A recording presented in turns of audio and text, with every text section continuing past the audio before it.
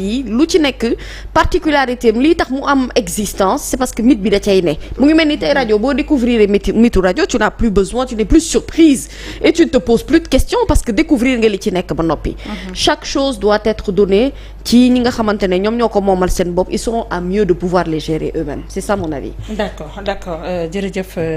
Adjaratou Mamy, émission bi nag xam naa ni lii mooy fast track, dama koy gaaw tëjal ko les points yi nga xamante ne thématique yi nga xam ne ça parle de politique sax dama koy off ba jëmmi jamono incha allah, comme ça ñu daal ci dellu si waat ndax actuellement ñu ngi am beneen direct boo xamante ne ñu nga fële ci SICAD. Mais juste avant de terminer, l'affaire Fallou Fall dafa intéresser pas mal de Sénégalais. Muy benn jeune boo xam ne dañu ko jiiñ viol te ñoom jàpp nañ ni lañu ko jiiñ du amul boobaak léegi tëddoon na ñu àtte ko jàpp ne moo def lu ni mel. Tey muy taxawaat ci kanamu yoon boo dégloo dossier bi xam naa ni am nga ci loo xamante ne peut-être jot ko ci fort dossier boobu naka lay tëddee ak acte bi nan lay mujjee boo sukkandikoo ci éléments yi nga xam ni jot nga ko am. Bon, je crois que c'est un dossier boo xamante ne bu préoccuper les Sénégalais là. Et les Sénégalais ont montré leur empathie mooy seen ak ñeewantal à l'endroit en tout cas de ces jeunes accusés de viol bi nga xamante ne c'est une infraction criminelle. Et je crois que présentement le dossier dafa war a jàll devant la cour d'appel parce que condamné woon nañ ko en première devant la chambre criminelle et ses avocats ont décidé de quereller la décision rendue par la chambre criminelle devant la chambre d'appel criminelle. Donc procès bi normalement tey la woon et si les informations en tout cas yi défilé sont crédibles, j'ai ouï dire que le procès a été renvoyé au 25 juin. Au 25 juin. D'accord. Donc mu nekk dossier boo xamante ne nag les points de vue am na benn différence bu ci am. Parce que d'aucuns disent que moom il n'est pas coupable des faits pour lesquels il a été traîné dans la boue pendant toute cette période parce qu'il a été accusé faussement par sa tante am na ñuy wax loolu mais non. Moi je dis que en la matière à partir du moment où dossier bi mu ngi ci loxoy yoon ay avocats jàpp nañ ne l'accusation bi nga xam ne moom moo taxoon ñu prononcer une condamnation à son encontre n'est pas crédible ba ñoom ñu décider ñu dem devant la cour d'appel devant la cour d'appel les avocats auront la possibilité de faire valoir li nga xam moom mooy seen moyen de défense pour essayer de retirer l'affaire mais en tout cas di sukkandiku ci opinion bi li ñuy xalaat ñii nee nan deful ñii nee nan tantam daf ko bëggoon accuser faussement donc ça c'est la pensée de l'opinion et l'opinion pense mal.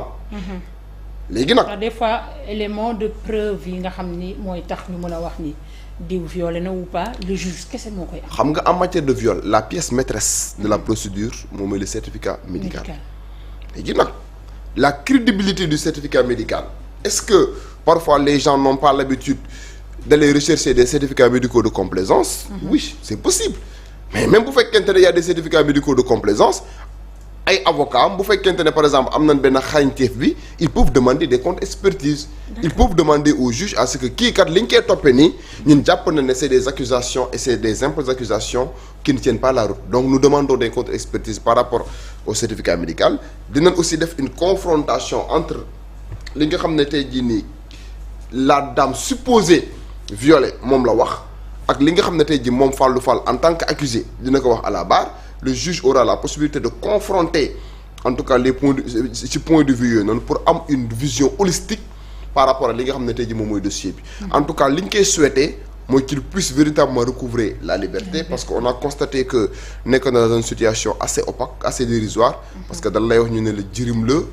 en quelque sorte nekkoon na ci tantam ñu bari ñu ngi incriminer tante ji je n'en sais rien xaw ma qu'est-ce qui s'est réellement passé. Mais en tout cas à partir du moment où dossier bi présentement mi ngi devant la cour d'appel on verra si l'accusation au départ est crédible ou bien n'est pas crédible mais li am ba des moom mooy war na noo xoolaat Sénégal ni ñuy décerner li nga xam moom mooy les certificats médicaux. Et les officiers de police judiciaire war nañ cee def aussi travail bu mucc ayib parce que nit du day ñëw tey ji porter plainte rek. indi benn certificat médical la nga jël certificat médical bu ak plainte bi rek mettre nit ki en détention. Parce que ñoom bu lay mettre en détention duñ violer les textes de. Parce que en matière criminelle la détention provisoire n'est pas limitée par le code de procédure pénale moom laa la wax sànq. mooy tey képp ku ñuy toppee viol avant ñu naan def nga am defoo da ngay tëdd kaso. te mën nga tëdd kaso tey jii ni temps boo xamante ne nii mën nga tëdd kaso 10 ans ñu lay door a àtte parce que en matière criminelle la détention provisoire n'est pas encadrée et yaakaar naa ne réforme yi ñu war a defaat ci code de procédure pénale loolu war na cee bokk tey nit ki même bu lay toppee loo xam ne crime la danoo war a def de telle sorte que juge d'instruction bi ñu ne que temps bii nga war a jël pour instruire sa affaire pour envoyer nit ki devant la chambre criminelle France par exemple boo fa commettre une infraction criminelle le juge d'instruction bàyyi duñ ko bàyyi par exemple ak pouvoir discrétionnaire am mu mettre la en détention provisoire autant de temps qu'il voudra non dañ nekk par exemple temps bii ngay clôturer sa instruction préparatoire mais Sénégal bu ñu fi toppee nit crime et le viol a été criminalisé depuis 2020 dañ lay mettre en détention ci criminalisation boobu laa bëgg ñu taxaw tuuti finalement lañ doon rechercher ci ñuy criminaliser li nga xamante ne mooy viol mooy fexe ba ñu mën a protéger les femmes en quelque sorte parce que ñoom ñooy gën di subir viol mais lañ ca doon rechercher est-ce que am nañ ko ci bu fekkee ni dégg nañ ci pas mal de cas yoo xamante ne dañuy ji nit ki viol dem ba ci biir mu tëdd kaso ba sonn ñuy soog a xam ni musul violer nit. waaw xam nga Nabou c'est un combat qui a été porté en tout cas par beaucoup d'organisations et les féministes en quelque sorte mais boo constaté la loi bi muy criminaliser le viol la plupart des juristes d'accord woon ci loi bi parce que conséquences yi lan xamoon ñun juristes yi 90% des juristes d'accord woon pour la criminalisation du viol parce que li ñu jàppoon mooy criminalisation bonul mais ça risque tey jii d'être une épée de Damoclès suspendue au-dessus de la tête des hommes mooy pour un oui ou un non jigéen accusé de viol et comme que c'est une infraction criminelle ñu mettre la en détention pendant une longue durée bopp te mën na dem ba devant la juridiction de jugement la chambre criminelle en la matière ñu constater ne par exemple tu n'as pas en tout cas été coupable des faits pour lesquels tu as été traîné dans la boue et du point de vue psychologique mën na nekk lenn loo xam ne da lay affecté pour le reste de ta vie loolu moo taxoon bi ñuy légiférer en la matière di criminaliser le viol waruñu ko woon a def avec des pincettes dañ ci waroon a réfléchir très amplement prendre en considération beaucoup de paramètres dans la société y compris des paramètres anthropologiques sociologiques au-delà même du droit mais je crois qu'on avait légiféré à la hâte parce que l'État avait subi une pression de certaines organisations jusqu'à ce que tey jii ñu criminaliser le viol et aujourd'hui la question se pose avec acuité parce que la plupart des gens yi nga xam ne ñu ngi leen di poursuivre pour cette infraction là bi nga xam ne dañ ko criminaliser dañ lay wax ñu ne la par exemple man def moo woon dara et mooy li ma wax tey jii il suffit juste par exemple que les enquêteurs am benn certificat médical bu attesté ne par exemple am na conjonction sexuelle tu tombes sur le coup de la loi pénale en attendant que ñuy xool ba xam tey jii li lay toppee am na. mais xam nga loolu mooy pour en attendant boobu mooy problème. loolu mooy problème bi. ça pose problème. parce que tey jii xam nga dañ ne la en matière de viol la pièce maîtresse de la procédure c'est le certificat médical. léegi il suffit juste tey jii jigéen ñëw ne góor dafa yegg sama kaw am pay ji benn médecin bu ko établir un certificat médical ku góor kooku moom day dem kaso en attendant que ñuy rechercher léegi en attendant. te certificat médical mën nañ ko trafiquer. voilà c'est ce qu'on appelle les certificats médicaux de complaisance léegi nag enquêteurs yi avant ñu lay placer en garde à vue wala juge d'instruction bi avant que tey jii ñu lay placer sous mandat de dépôt comme que en matière criminelle au Sénégal la détention provisoire n'est pas encadrée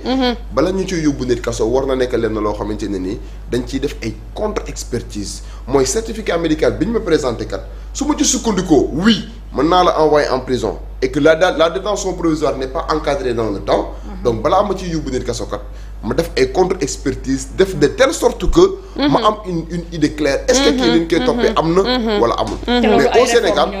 mais au Sénégal il suffit juste qu'une demoiselle indi benn certificat médical bi démontrer ne conjonction sexuelle am na avant même ñuy xalaat ba xam y avait consentement ou pas parce que consentement bi amoon naag amul tribunal lan koy réglé jee dañ koy réglé jee en attendant yow dañ lay tëj tabalaa ngaa dem tribunal mën ngaa def 10 ans en instruction waaw parce que day yàgg parce que détention provisoire en matière criminelle amul pour souvent te dire que finalement defoo dara sax donc day dépasser 6 mois yi di dem mën nga tëdd ay ati at ñu lay mën nga tëdd 15 ans kaso ñu lay dóor a yóbbu devant la chambre criminelle pour être jugé te mën nga dem ba devant la chambre criminelle ñu acquitté la ñu nekkat li nga doon def amul léegi kooku loroo ko moo tax ma ne bi ñuy criminaliser le viol on a légiféré à la hâte et l'État avait subi une pression boo xamante ne tey jii nii de certaines organisations yoo xam ne moo tax parfois bu ñuy légiférer parce que am na ci leen loo xam ne ce ne sont pas simplement des questions de droit c'est des questions juridiques mais c'est des questions sociologiques c'est des questions anthropologiques dañoo war a prendre en considération les idées des uns et des autres te aussi enquêteurs yi bu leen indilatee plainte pour viol mu bañ a nekk leen loo xam ne dañ lay jël rek ne comme que am na un certificat médical nañ yóbbu waa ji prison en attendant nañ creuser xool carrément est-ce que le certificat médical a été dressé en bonne et due forme. S'il y a lieu même de faire ce qu'on appelle réquisition à personne qualifiée parce que tey les enquêteurs am nañ possibilité bu ñu déposer plainte ñu def réquisition à personne qualifiée ne médecin diw moo établi certificat médical bi ñun dañuy jël beneen médecin ñu joxaat que le même certificat médical wala xale bu jigéen bi ñu envoyé que ci beneen structure de santé pour ñu defaat tey jii par exemple des diagnostics xool carrément ba xam conjonction sexuelle am na entre autres mais finalement au Sénégal da ngay constater ne par exemple la plupart des gens yoo xamante ne tey jii nii ñu ngi leen di accuser de viol dañuy wax ne par exemple li leen di toppee amul et que y a un certificat médical boo xam ne ni da koy corroborer. doy na waar dafa am yenn yoo xamante ne balaa ñu koy criminaliser il faut que ñu xool ci dëkk bi ñu nekk réalité yi fa nekk bokk na ci chanvre indien bi may dégg fan ñu ne dañoo bëgg a dindi criminalisation bi yow d'accord nga ci. je suis pas d'accord mais le chanvre indien sax criminalisation